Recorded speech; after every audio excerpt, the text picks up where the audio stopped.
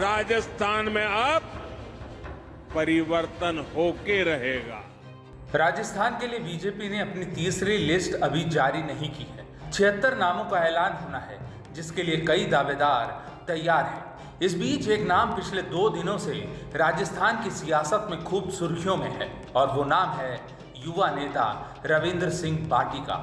रविंद्र सिंह बाटी बीते शनिवार को ही बीजेपी में शामिल हुए हैं, लेकिन तीसरी लिस्ट में उनका नाम आना तय माना जा रहा है। खबर है कि बीजेपी इस युवा चेहरे को सरदारपुरा से मुख्यमंत्री अशोक गहलोत के खिलाफ मैदान में उतार सकती है। ऐसे में लोगों की उत्सुकता इस बात को जानने की है कि आखिर रविंद्र सिंह बाटी कौन है, जिन पर बीजेपी इतना बड़ा दांव लगाने की तैयारी में है। हालांकि ये बताने से पहले आपको बता दें कि रविंद्र सिंह बाटी बाड़मेर जिले की शिव विधानसभा सीट से टिकट की दावेदारी कर रहे हैं। साल 2016 में छात्र संघ के चुनाव से राजनीति में आए रविंद्र सिंह बाटी बाड़मेर के दुधौड़ा गांव के रहने वाले हैं। 2019 में जोधपुर के जय नारायण व्यास विश्वविद्यालय छात्र संघ के चुनाव में जीत दर्ज कर बाटी पहली बार लाइमलाइट में आए थे। उन्होंने संघ की छात्र इकाई एबीवीपी से टिकट मांगा था, लेकिन नहीं मिला। बाटी निर्दलीय ही चुनाव में उतर गए और ऐतिहासिक जीत हासिल की। जीत ऐतिहासिक इसलिए थी क्योंकि यूनिवर्सिटी के 57 साल के इतिहास में पहली बार था जब किसी निर्दलीय उम्मीदवार ने जीत का परचम लहराया था। इस जीत के बाद रविंद्र सिंह बाटी की लोकप्रियता बहुत तेजी से बढ़ी।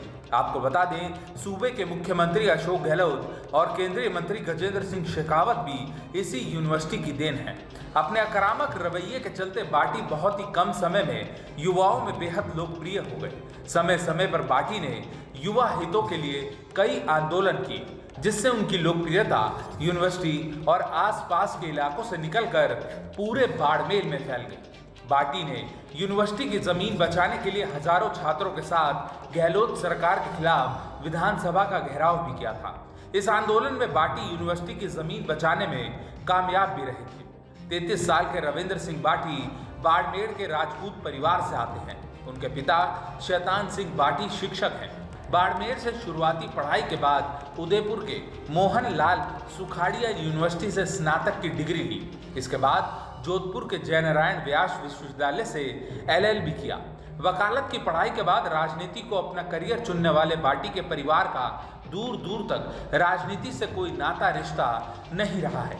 छात्र संघ की जीत और युवाओं में लोकप्रिय होते ही रविंद्र सिंह बाटी बाड़मेर की शिव विधानसभा सीट पर सक्रिय हो गए।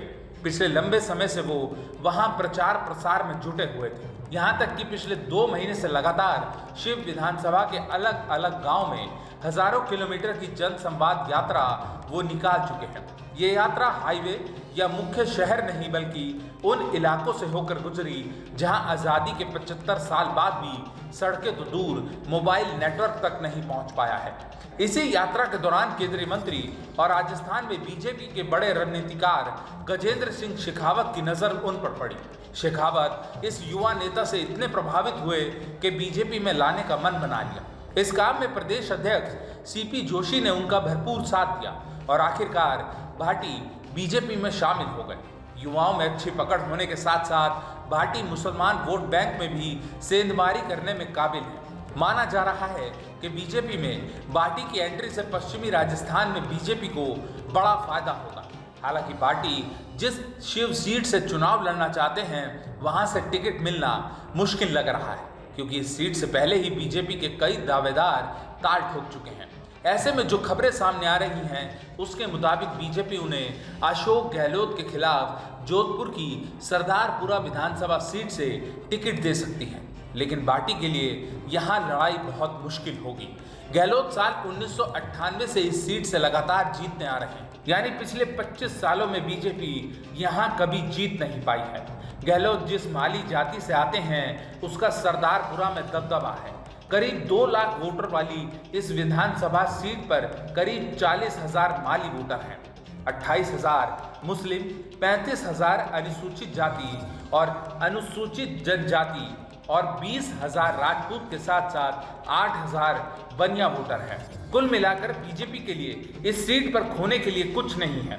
इसलिए रविंद्र सिंह बाटी पर दांव लगाकर पार्टी ट्रायल करना चाहती है। ऐसे में बीजेपी से ज्यादा ये रविंद्र सिंह बाटी के लिए अग्नि परीक्षा होगी।